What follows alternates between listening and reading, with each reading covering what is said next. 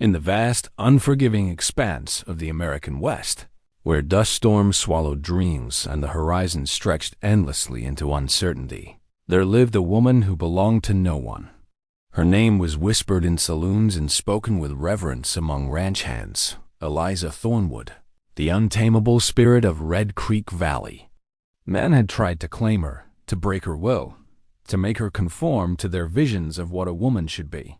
But she remained wild, defiant, a force of nature wrapped in calico and leather. Some said she was cursed. Others believed she was simply too strong for any man to handle. Then, one scorching summer day, a stranger rode into town. He wore dust like a second skin and carried secrets in eyes the color of storm clouds. He wasn't like the others who had come before him with their demands and expectations. This cowboy saw something different in Eliza, not a woman to be tamed, but a soul yearning to be understood. What followed would shatter everything Red Creek Valley thought it knew about love, freedom, and what it truly means to set someone free. The morning sun beat down mercilessly on Red Creek Valley as Eliza Thornwood stood on the porch of her father's sprawling ranch, watching the horizon with eyes that had learned to see beyond what others could. At 26, she had already outlived 3 engagement attempts, scandalized the entire county twice, and earned a reputation that kept most decent folk at a cautious distance. Her father, Benjamin Thornwood, one of the wealthiest cattle barons in 3 territories, had built an empire from nothing but grit and determination. He had given Eliza everything: education, opportunity, resources. But the one thing he couldn't give her was freedom from the expectations that came with being his daughter.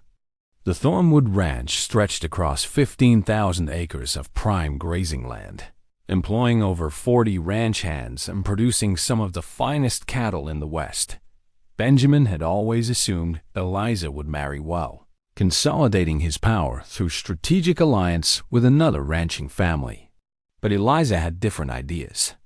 She could rope a steer better than most men, shoot straighter than her father's best marksman, and run the ranch's books with a precision that made even the territory accountant nervous. She didn't need a husband to validate her existence. She needed purpose, challenge, and the freedom to choose her own path. The 3 men who had previously sought her hand had approached the courtship like a business transaction. First came Thomas Ravencroft, heir to the neighboring Silver Ridge Ranch, who saw Eliza as a means to merge 2 empires. He spoke to her father more than to her, discussing land parcels and water rights while barely acknowledging her presence. When Eliza rejected him, he called her unnatural and spread rumors that she was too headstrong to ever make a suitable wife. Next arrived Samuel Whitmore, a banker from Denver with polished boots and softer hands than Eliza's own.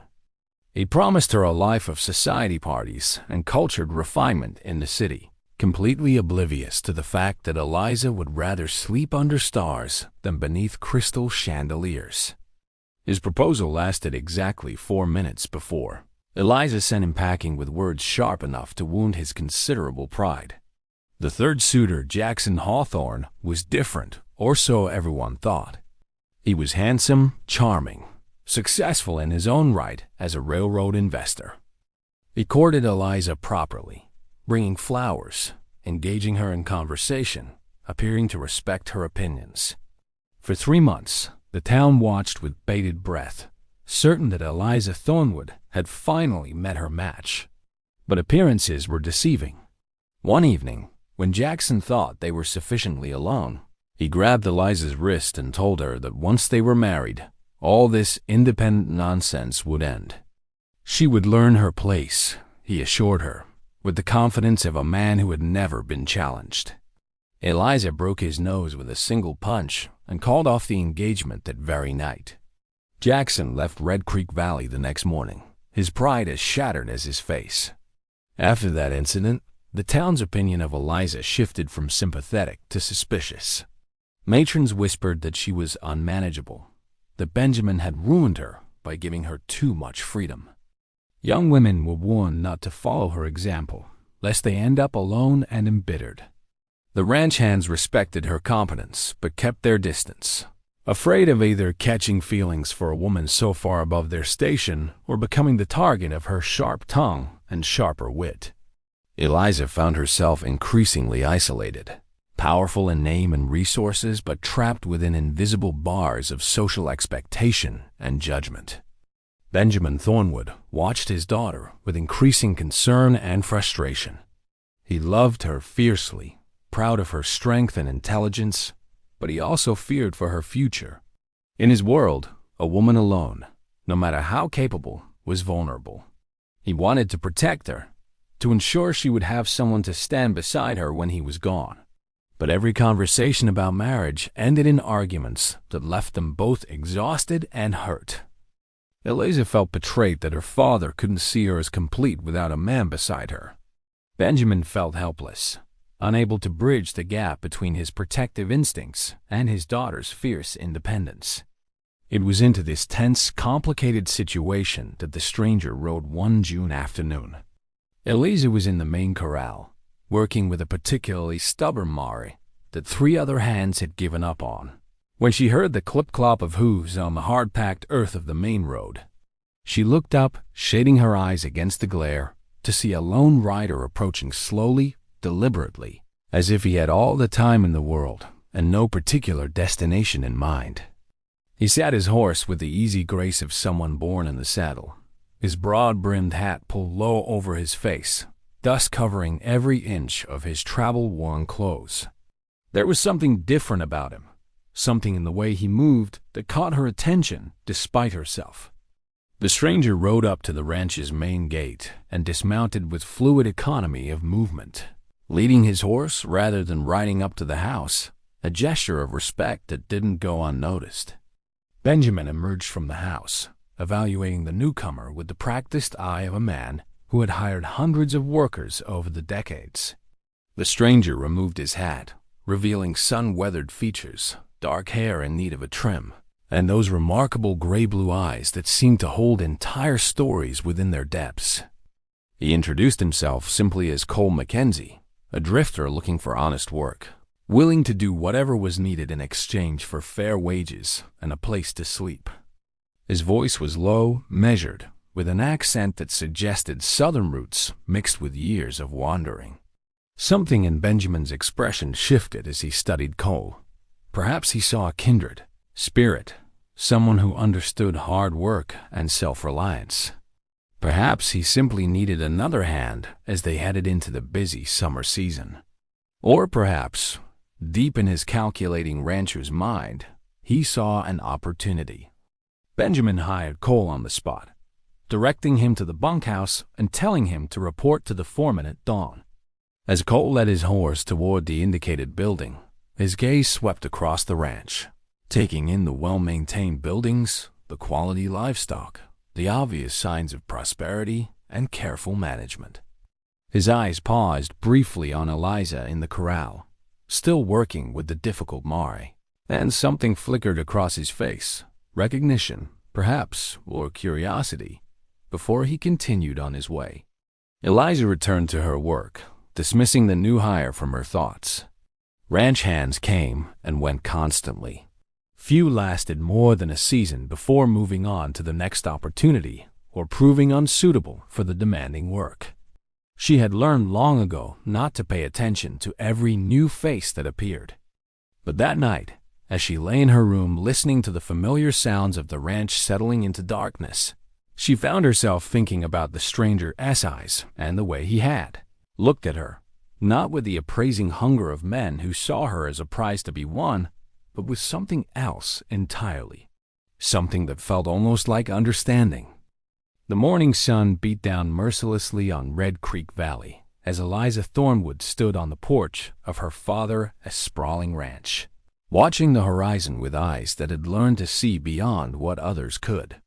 At 26, she had already outlived 3 engagement attempts, scandalized the entire county twice, and earned a reputation that kept most decent folk at a cautious distance. Her father, Benjamin Thornwood, one of the wealthiest cattle barons in 3 territories, had built an empire from nothing but grit and determination. He had given Eliza everything: education, opportunity, resources. But the one thing he couldn't give her was freedom from the expectations that came with being his daughter. The Thornwood Ranch stretched across 15,000 acres of prime grazing land, employing over 40 ranch hands and producing some of the finest cattle in the West. Benjamin had always assumed Eliza would marry well, consolidating his power through strategic alliance with another ranching family. But Eliza had different ideas. She could rope a steer better than most men, shoot straighter than her father's best marksman, and run the ranch's books with a precision that made even the territory accountant nervous. She didn't need a husband to validate her existence. She needed purpose, challenge, and the freedom to choose her own path.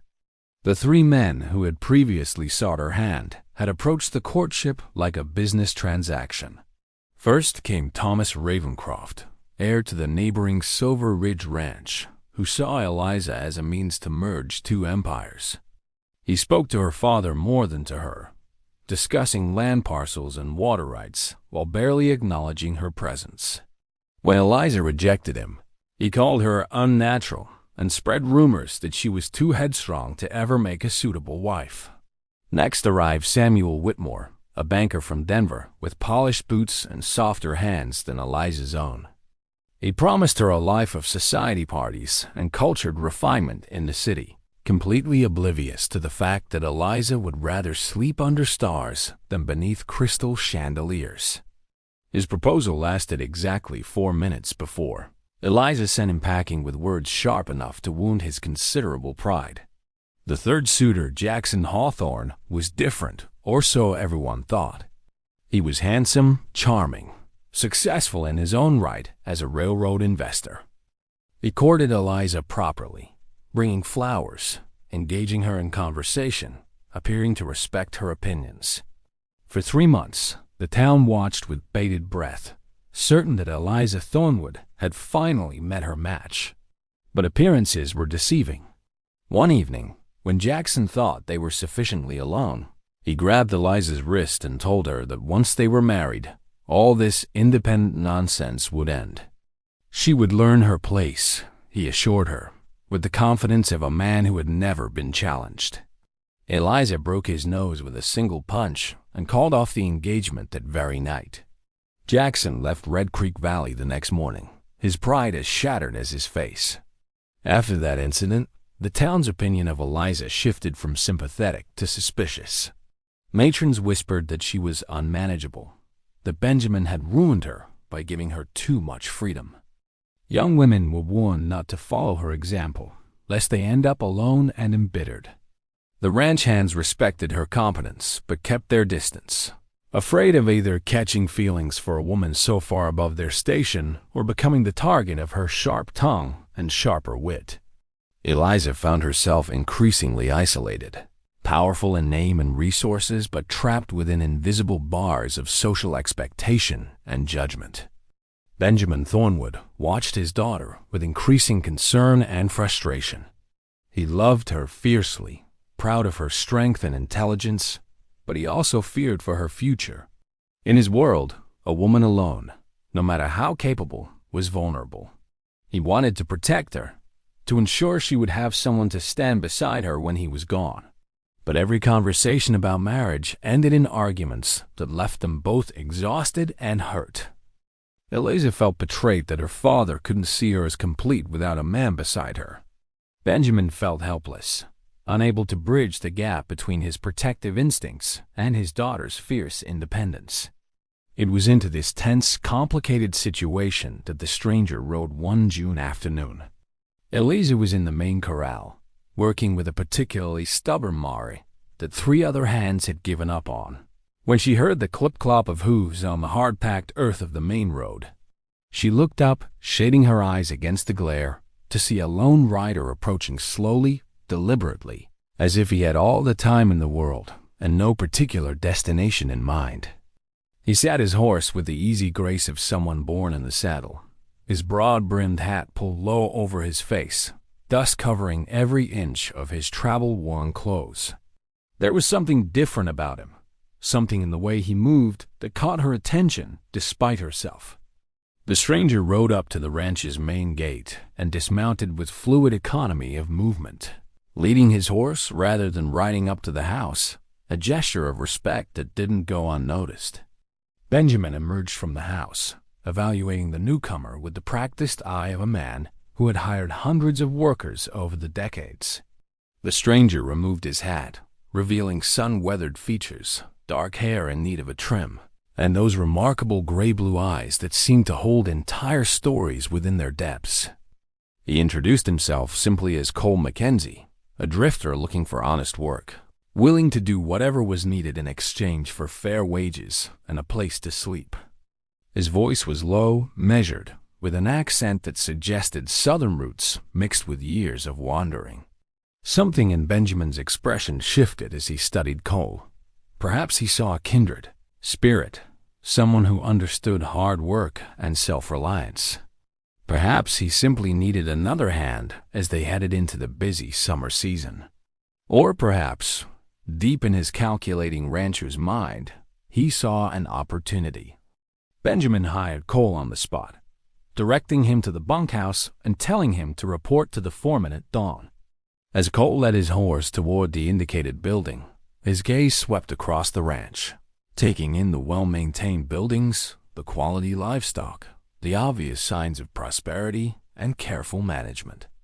His eyes paused briefly on Eliza in the corral, still working with the difficult Mari, and something flickered across his face, recognition, perhaps, or curiosity, before he continued on his way.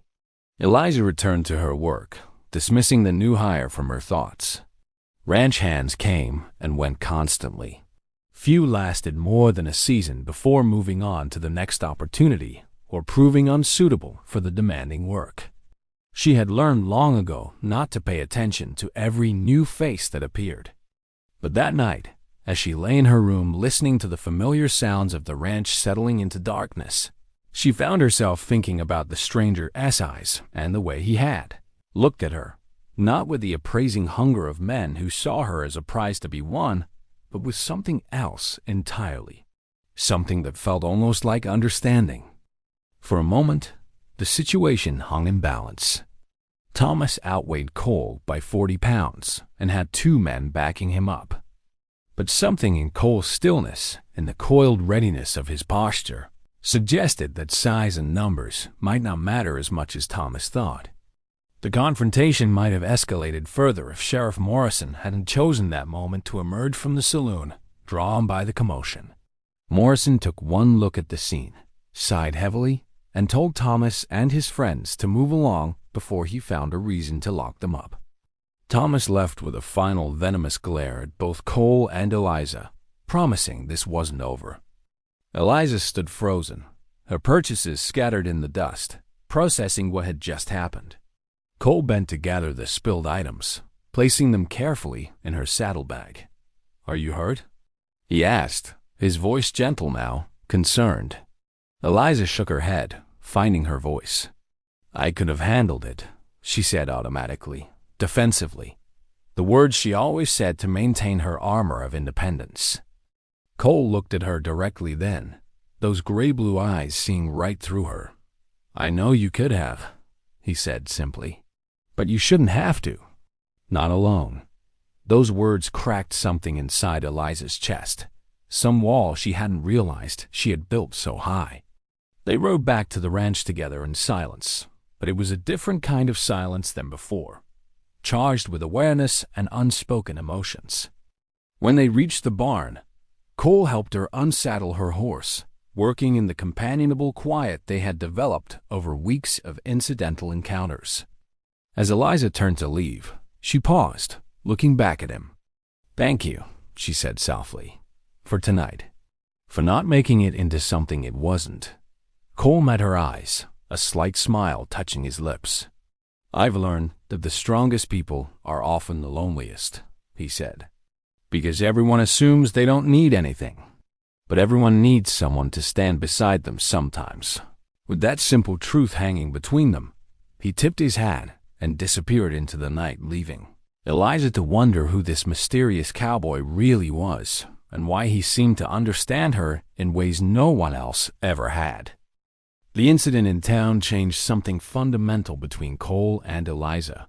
They no longer pretended their encounters were purely coincidental.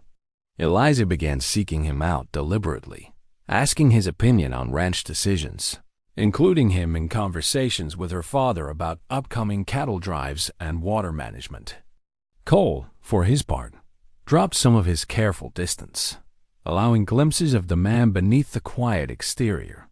He told her about growing up in Texas, the ranch his family had lost during the war, the years of drifting from job to job, searching for something he couldn't quite name. He spoke of loss and resilience, of learning that strength came not from never falling, but from getting up every single time. They took to riding the property lines together in the early mornings, before the day's heat became oppressive. These rides became the highlight of Eliza's days, the one time when she could completely relax and be herself without judgment or expectation. Cole listened to her frustrations about being trapped between independence and loneliness, about loving her father but resenting his inability to see her as complete on her own, about the exhaustion of always having to prove herself worthy of respect. He didn't offer solutions or advice, didn't try to fix her or change her. He simply listened, truly heard her, and in his silence gave her the gift of being fully seen. On one of these morning rides, they discovered a small valley on the furthest reaches of the Thornwood property, a hidden gem with a natural spring and a grove of cottonwood trees that provided blessed shade. Eliza had never explored this far before, and she sat her horse in wonder, taking in the beauty of this secret place. "It's perfect," she breathed, imagining all the possibilities. Cole dismounted and walked to the spring, testing the water, examining the soil. Good grazing, natural water source, protected from the worst weather, he observed. A person could build something real here, something that was truly theirs. The way he said it, Eliza sensed he was talking about more than just land. They began meeting in that hidden valley regularly, an unspoken understanding that this was their place, separate from the ranch and the expectations that came with it. Cole showed Eliza the knife work he had learned from an old trapper in Montana, teaching her to whittle wooden figures with quick, confident strokes. Eliza shared her dreams of expanding the ranch's operations, of implementing new breeding programs and water conservation techniques she had read about in agricultural journals. In that valley, they weren't the ranch owner's daughter and the hired drifter. They were simply Cole and Eliza, two people who had found unexpected connection in a world that had often been unkind to them both. The ranch hands began to notice the growing bond, and predictably, rumors started circulating. Some were harmless speculation about whether the boss's daughter was sweet on the quiet newcomer. Others were more malicious, suggesting that Eliza was slumming with a ranch hand, proving once again that she was unsuitable for proper society. Benjamin heard the talk and felt conflicted. Part of him was pleased to see Eliza happy and engaged with life in a way she hadn't been in years. Another part worried about the practical complications of his daughter becoming involved with a man who owned nothing but his horse and the clothes on his back. But mostly Benjamin worried because he had recognized something in Cole, Mackenzie, that he hadn't shared with anyone, a haunted quality in the man's eyes that suggested he was running from something, or towards something with equal desperation. Benjamin's instincts proved accurate one sultry August evening when a telegram arrived from a U.S. Marshal's office in Colorado. The Marshal was inquiring about a Cole Mackenzie, wanted for questioning in connection with a killing in Denver 6 months prior. Benjamin read the telegram 3 times, his weathered face grave, before calling Cole to his office. The confrontation was tense, charged with the potential to shatter everything that had been building over the summer months. Cole stood before Benjamin's desk, his expression unreadable, waiting for judgment. Benjamin laid the telegram on the desk between them.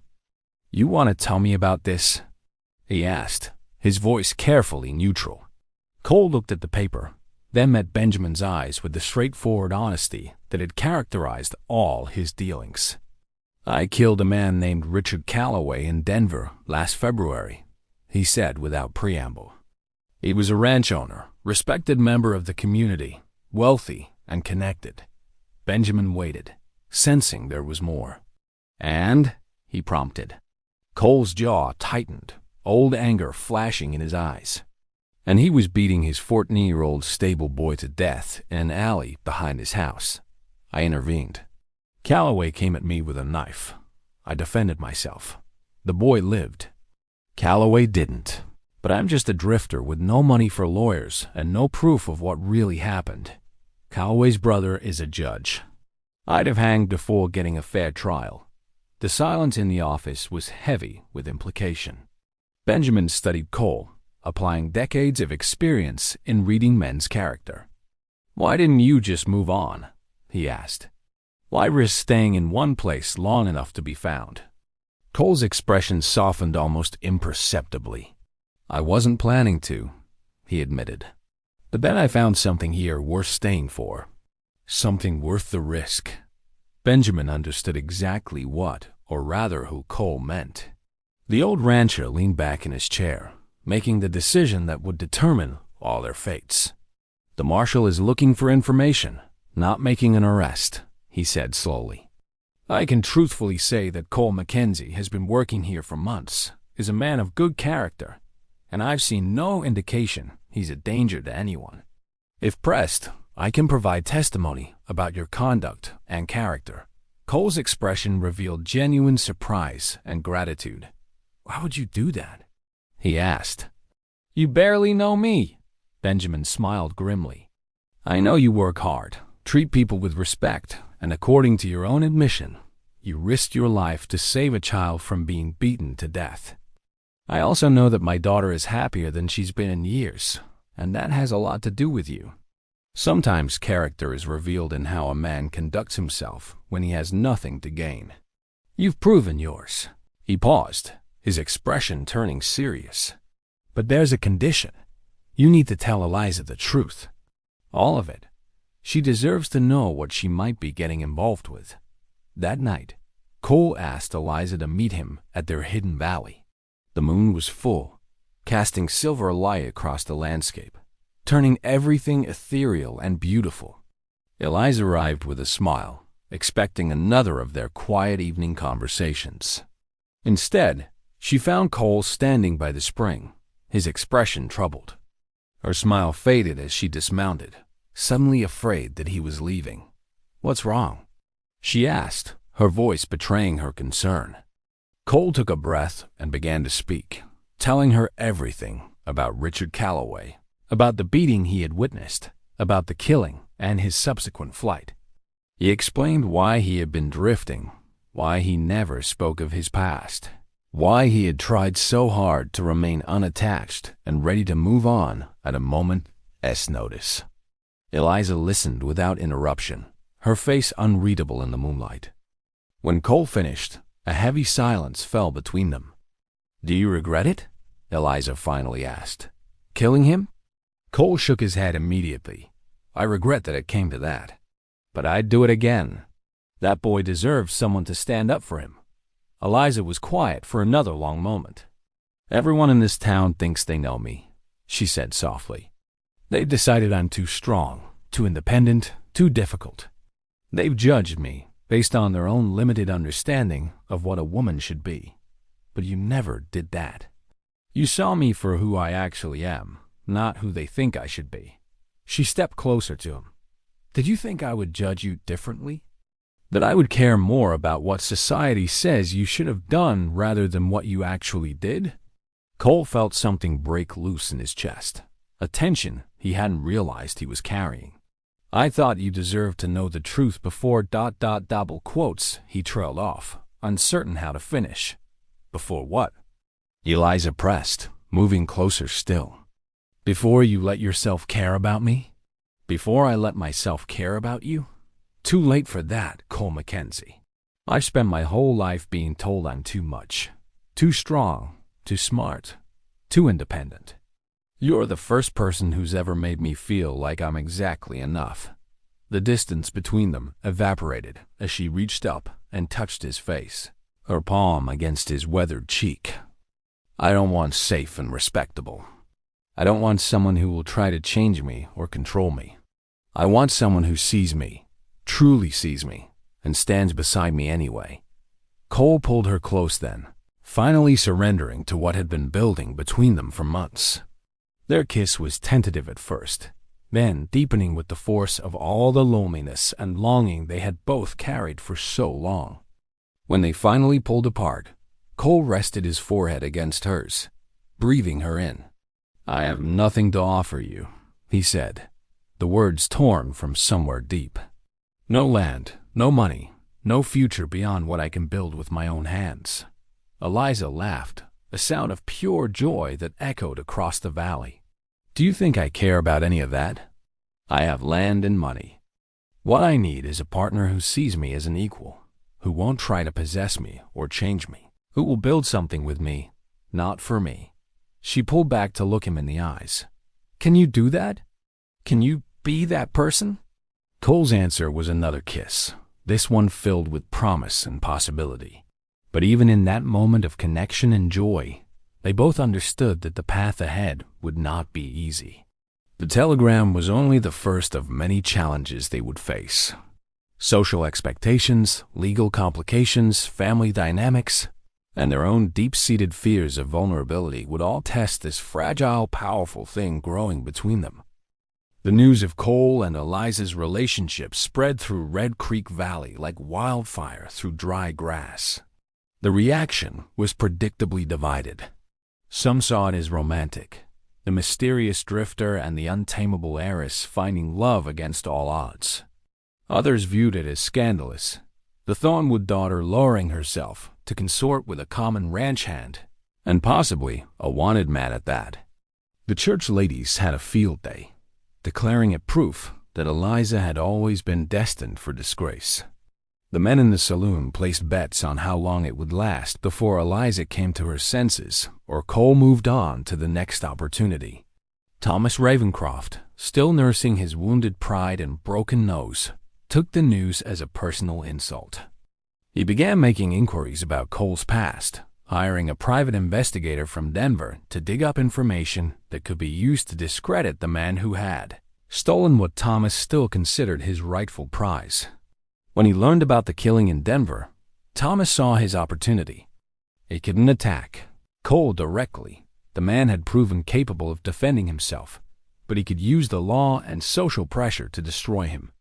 Thomas sent detailed information to the Colorado Marshal, emphasizing that Cole Mackenzie was not only in Red Creek Valley, but had ingratiated himself with one of the territory's most prominent families. The Marshal arrived in early September, just as the cattle drive season was beginning. His name was John Garrett, a methodical man in his late 50s who had spent 30 years enforcing law across the Western Territories. He met with Benjamin first, asking questions about Cole's character and conduct. Benjamin provided glowing testimony, but Garrett was unmoved. "I don't doubt he's a good worker, Mr. Thornwood," the Marshal said, "but that does not change the fact that he killed a prominent citizen and fled before facing justice." Benjamin countered that Cole had intervened to stop a crime, that any fleeing was motivated by reasonable fear of not receiving a fair trial. Garrett nodded but remained unconvinced. "Let the courts decide that. My job is to take him back to Denver to face charges." Cole, when confronted by the Marshal, didn't resist or run. He had known this moment would come eventually. Part of him was almost relieved to stop waiting for it. Eliza, however, reacted with fury when she learned of the Marshal's intentions. She stormed into town, confronting Garrett outside the sheriff's office, demanding to know what evidence existed beyond the word of Richard Calloway's family. "There's a witness," Garrett revealed reluctantly. "A woman who was walking home that night saw the altercation. Her testimony is that your Mr. Mackenzie attacked Calloway without provocation." Eliza's blood ran cold. "That's a lie," she said flatly. "Cole told me exactly what happened." He was protecting a child. Garrett shrugged. Then he should have stayed and testified to that effect. Running made him look guilty. The town split even further. Some saw Cole's willingness to face the charges as proof of his integrity. Others viewed it as inevitable justice, catching up with a dangerous man. Benjamin used his influence to delay the extradition, buying time for Cole to prepare a defense. He even offered to pay for the best lawyer in the territory, but Cole refused, proud and stubborn about accepting what he saw as charity. This frustrated Eliza to no end. "This isn't charity, you fool," she shouted at him during one particularly heated argument. "This is survival. Do you think your pride will keep you from hanging?" Cole grabbed her arms, his expression intense. "I won't let your father buy my freedom. I won't owe my life to his money. Don't you understand? The moment I accept that kind of help, I become exactly what everyone thinks I am. A fortune hunter using you to secure my position." Their relationship strained under the pressure. Eliza felt Cole pulling away, retreating into the stoic isolation he had worn when he first arrived. Cole struggled with the fear that his past would destroy not only himself, but also Eliza's reputation and future. The weight of possibly leaving her, possibly hanging, possibly losing everything they had found together, pressed down on him with crushing force. He began working even harder, pushing himself to exhaustion, as if physical labor could outrun the thoughts chasing him. The other ranch hands watched with sympathy, recognizing a man facing his demons and losing the battle. It was during this dark period that Benjamin made a discovery that would change everything. While going through old business correspondence, he found a letter from a former employee who had worked for Richard Calloway before moving to the Thornwood Ranch. The man, named Miguel Santos, had left Denver abruptly and never fully explained why. Benjamin sought Miguel out, finding him working in the far pastures. What Miguel revealed under Benjamin's careful questioning was explosive. Richard Calloway had a reputation among his employees for cruelty, particularly toward the younger, more vulnerable workers.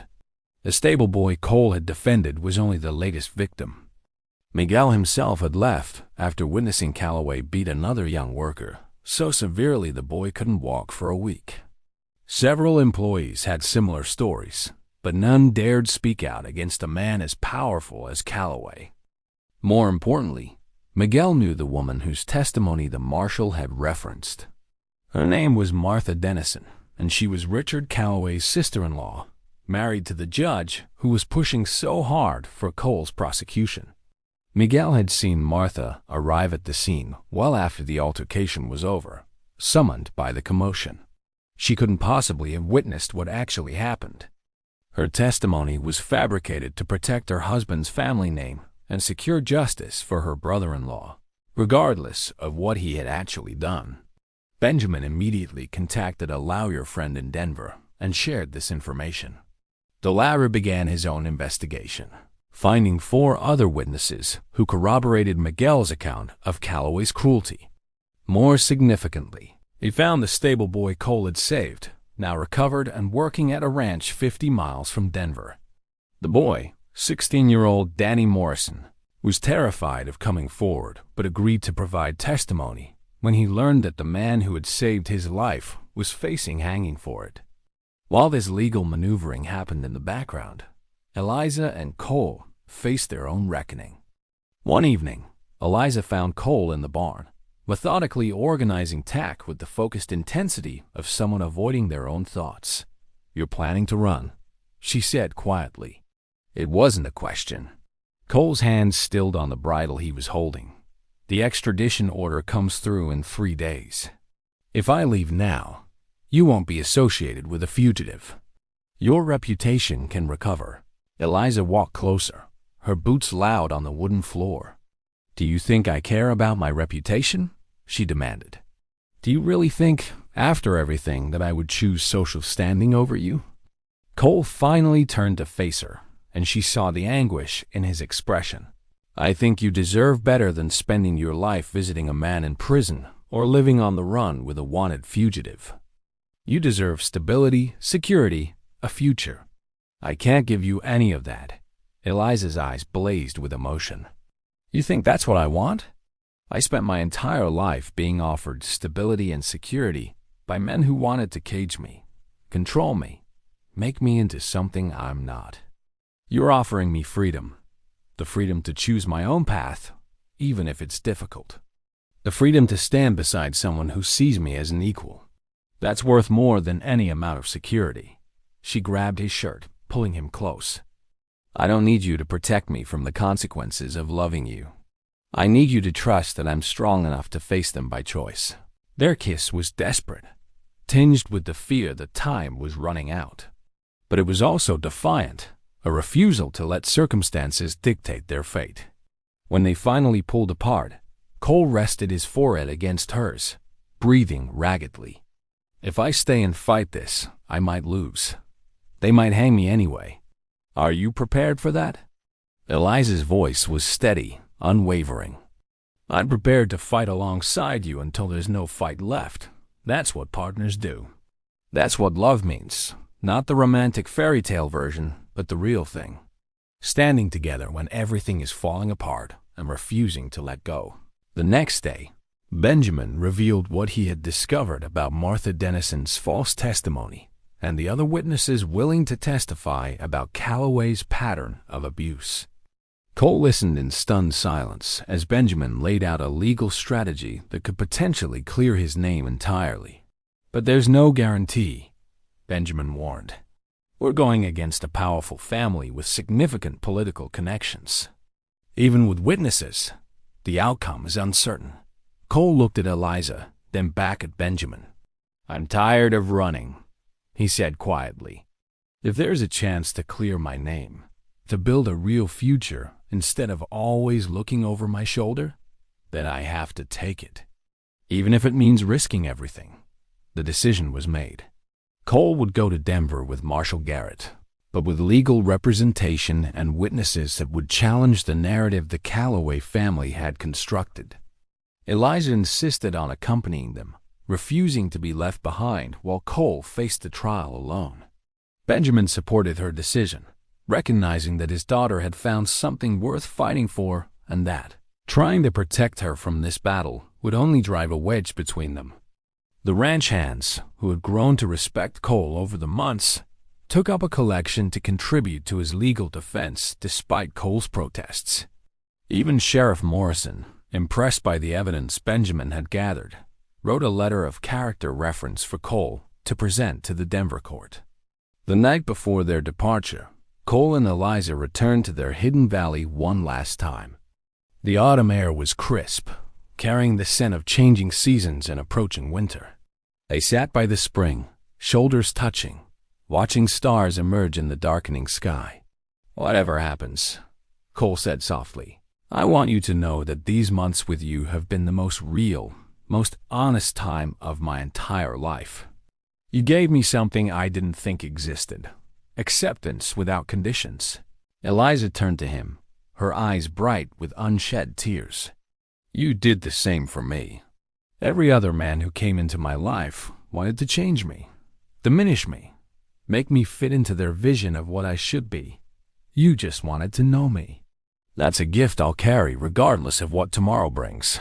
They made love under the stars that night, a desperate and tender claiming of each other, an affirmation of connection in the face of uncertainty. Afterward, wrapped in Cole's jacket, Eliza whispered against his chest, "I want to build something here, in this valley. A home for us, a place that's ours regardless of my father's ranch or anyone's expectations. Will you build it with me?" Cole kissed the top of her head, his voice thick with emotion. "I'll build it with you, beside you, for us. I promise. When this is over, when we face whatever comes, we'll come back here and create something that belongs only to us." It was a promise neither of them could guarantee they'd fulfill. But it was hope, and hope was enough to carry them through the darkness ahead. The journey to Denver took 4 days. Marshall Garrett, despite his official duty, treated Cole with professional courtesy rather than hostility, perhaps influenced by the weight of evidence Benjamin's lawyer had assembled. Eliza rode beside the wagon, her presence a constant reminder to Cole of what he was fighting for. They traveled through changing landscapes, watching summer fade into autumn, the mountains growing larger on the horizon with each passing day. During evening camps, Eliza and Cole talked about their future as if it were certain, planning the house they would build, discussing cattle breeds and water management, imagining a life beyond the trial. It was both comfort and torture, this detailed envisioning of something that might never come to pass. Denver had grown significantly since Cole had fled 6 months earlier. The city bustled with railroad traffic, commercial development, and the constant influx of people seeking fortune in the mountains beyond. They arrived on a gray morning, clouds heavy with the promise of rain, and Cole was immediately taken to the city jail to await trial. Eliza watched him go, her face pale but composed, refusing to show weakness in front of the gathered observers who had come to gawk at the notorious case. Benjamin's lawyer, a sharp-eyed man named Robert Thornton, met with Cole that afternoon to prepare their defense strategy. He was direct and realistic about their chances. The Calloway family has considerable influence, and Judge Calloway is presiding over the case himself, a clear conflict of interest that I've objected to without success. Our best hope is presenting such overwhelming evidence of Richard Calloway as pattern of violence that the jury has no choice but to see your actions as justified defense of an innocent victim. The trial began 2 weeks later in a packed courtroom. The Calloway family sat in the front row, dressed in expensive mourning clothes, projecting an image of grieving respectability. Martha Dennison was their star witness, testifying tearfully about seeing Cole attack her beloved brother-in-law without provocation.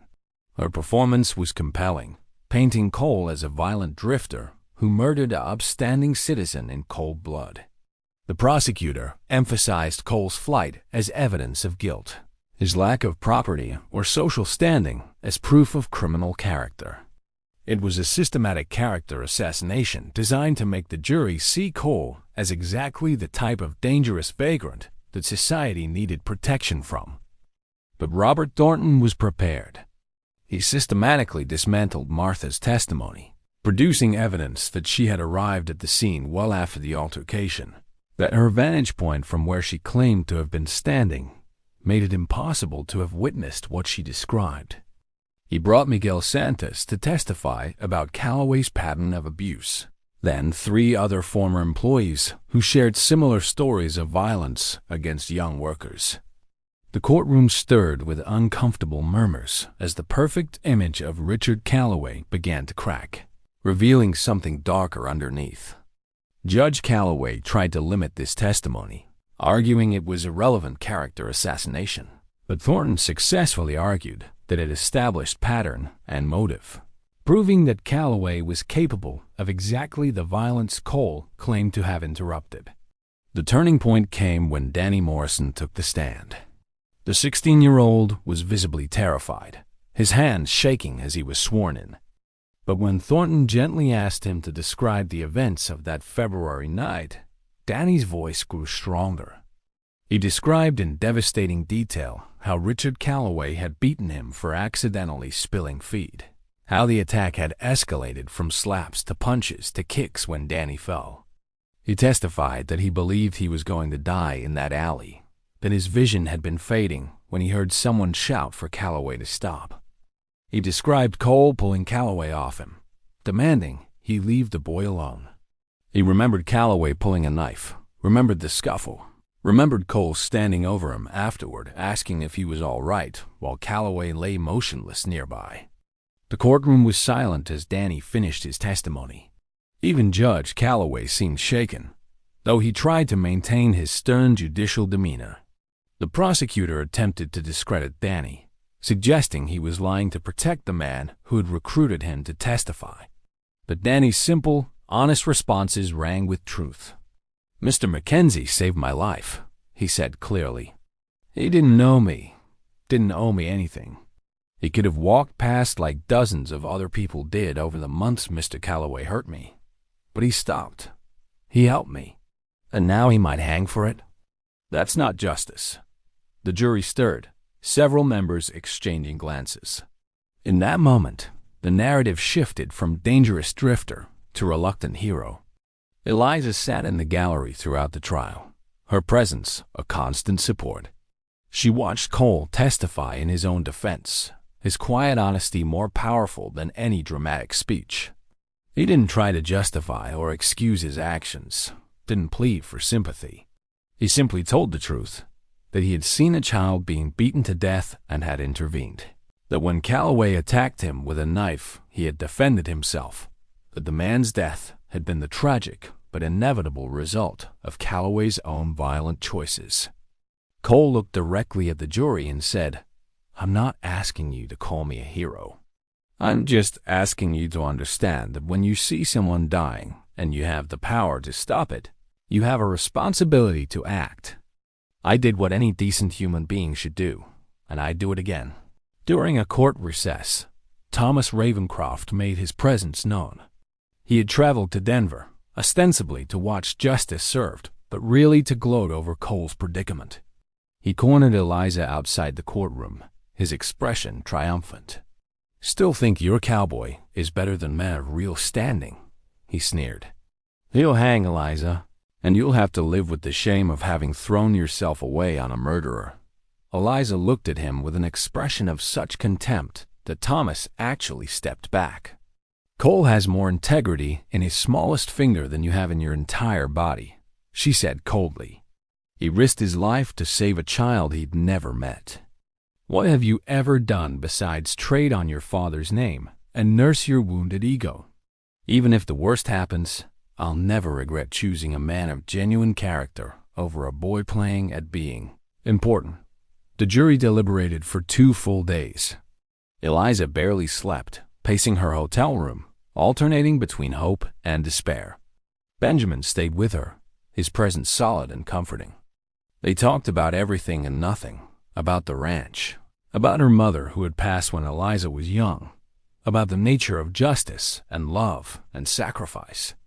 "I misjudged what you needed," Benjamin admitted during one late-night conversation. "I thought I was protecting you by trying to arrange suitable marriages, by pushing you toward conventional security.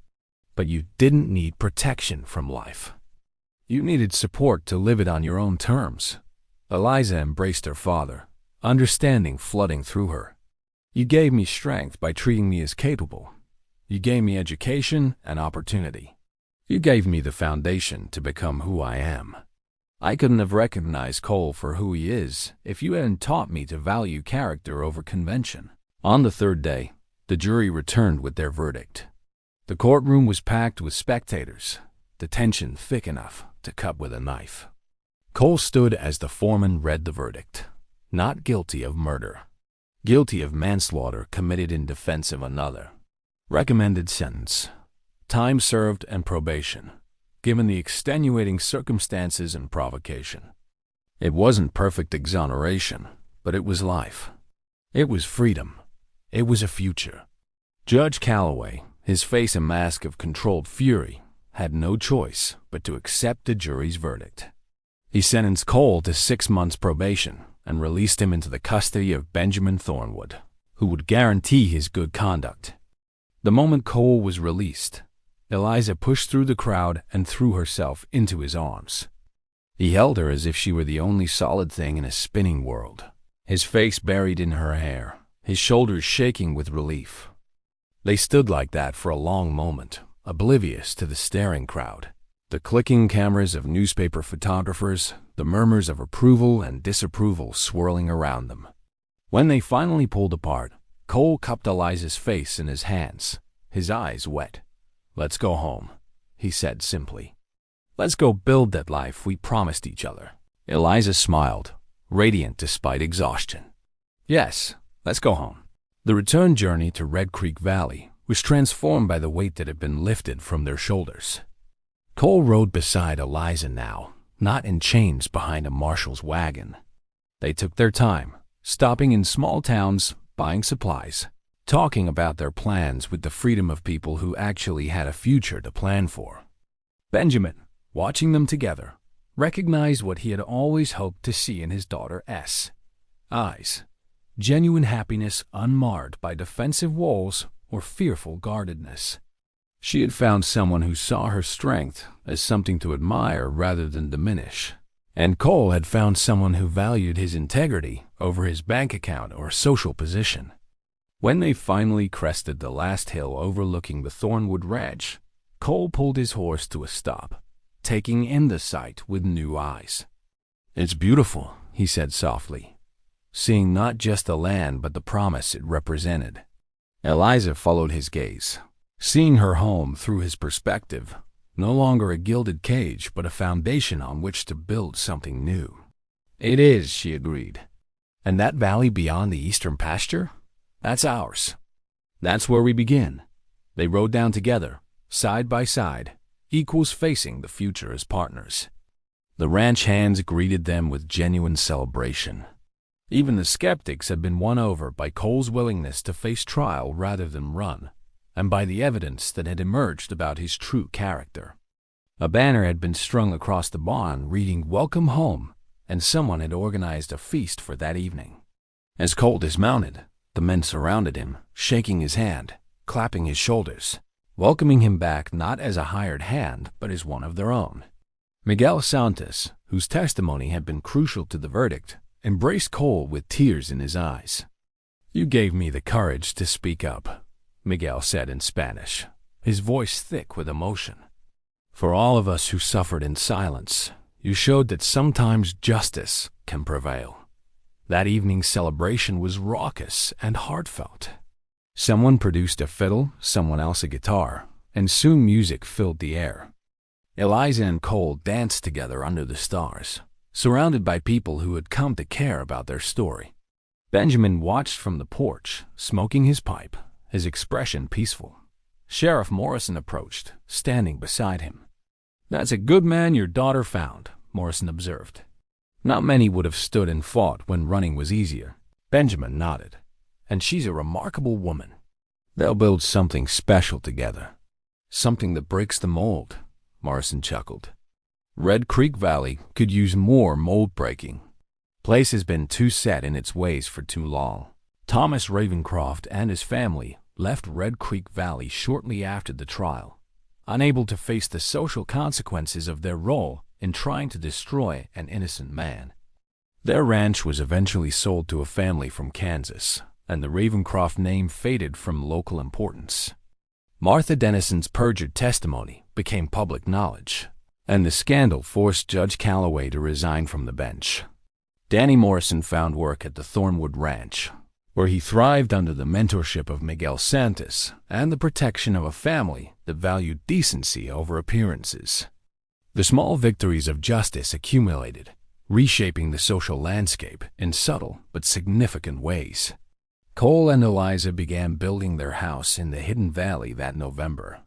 They designed it together, a modest structure that could be expanded as needed, positioned to take advantage of the spring and the natural shelter of the cottonwood grove.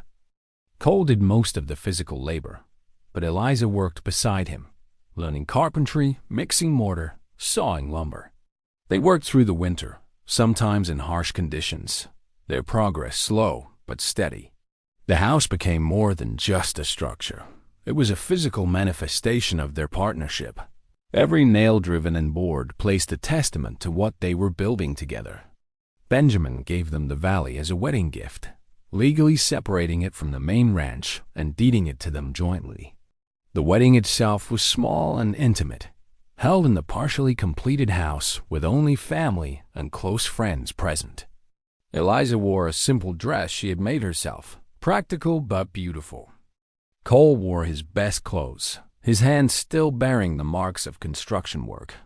Sheriff Morrison officiated, and when he pronounced them married, the small gathering erupted in cheers.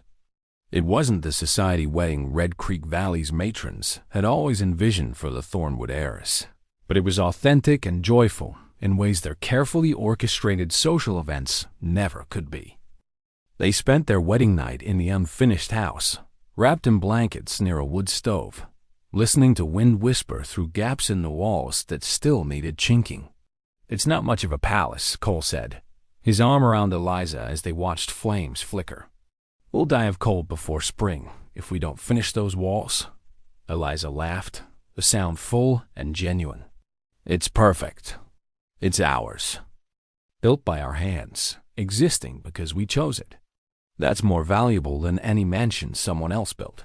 She turned to look at him, her expression serious. "You know what you gave me? Not security or status or any of the things men thought I needed. You gave me the freedom to be completely myself without apology or compromise. That's the most precious gift anyone has ever given me." Cole kissed her forehead, his voice rough with emotion. "You did the same for me." Saw past the drifter with nothing to offer and recognized someone worth standing beside. "You fought for me when it would have been easier to walk away. You chose me when you could have had anyone." They held each other as the fire burned lower, talking quietly about their plans, expanding the house, building a separate stable, starting their own small herd separate from the main ranch operation. They envisioned a partnership in every sense, sharing labor and decisions, building something that reflected both their strengths. Spring came early that year, and with it, completion of the house. It wasn't grand, but it was solidly built, warm, and functional. They moved in officially in March, and Eliza began the work of making it a home while continuing her involvement with the main ranch operations. Cole managed the valley's development, implementing water conservation techniques he had learned during his travels, experimenting with breeding programs designed for the harsh climate. They worked separately during days, but came together each evening to share meals, compare notes, make love, and plan the next day's work. It was a rhythm that suited them both. Independence within partnership, togetherness without possession. Benjamin visited frequently, delighting in his daughter's happiness and gradually building a genuine friendship with his son-in-law. They would sit on the porch Cole had built, smoking pipes, discussing cattle prices and weather patterns and the changing West. Benjamin confided in Cole his plans for the ranch's future, asking opinions and genuinely considering the younger man's suggestions. When Benjamin's health began to fail the following winter, he made provisions, ensuring that Eliza and Cole would inherit the main ranch jointly, but structured in a way that protected Eliza as independent ownership and recognized Cole's contributions without making him feel like charity case. It was a typically thoughtful gesture from a man who had learned to see beyond convention to what truly mattered. Other women in Red Creek Valley began watching Eliza's unconventional marriage with interest.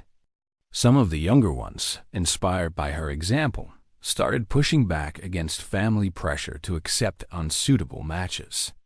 The local schoolteacher, a widow named Margaret, approached Eliza for advice about starting a business venture of her own.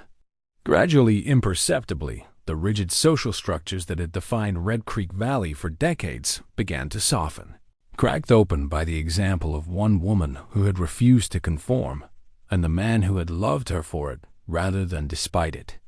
5 years after Cole first rode into Red Creek Valley, Eliza stood on the porch of their expanded house, watching him work with a young horse in the corral they had built together. Their 3-year-old daughter, Catherine, played nearby under the watchful eye of Danny Morrison, who had become like family to them. Eliza's hand rested on her swollen belly, their second child due in 2 months. The valley that had once been their secret refuge was now a thriving homestead, connected to but independent from the main Thornwood Ranch. They had built exactly what they promised each other that night under the stars: a life on their own terms, a partnership of equals, a freedom that came not from isolation but from choosing each other daily. Cole looked up from his work and caught Eliza watching. The smile they exchanged held 5 years of shared history. Struggles overcome, joy celebrated, challenges faced together. He walked over, kissing her gently, his hand joining hers on her belly to feel their child move. "What are you thinking about?" he asked, seeing the contemplative expression on her face. Eliza leaned into him, watching Catherine chase butterflies through the grass. "I'm thinking about how everyone said I could never be possessed. as if I were some wild thing that needed taming. They were right, but not the way they meant. I couldn't be possessed because I was never meant to belong to someone. I was meant to belong with someone. There's a difference. Cole understood exactly what she meant. They had both been alone, both considered too difficult or too damaged for conventional happiness. But together, they had discovered that freedom and partnership were opposites. They were complementary when built on mutual respect and genuine understanding. Eliza had never been tamed.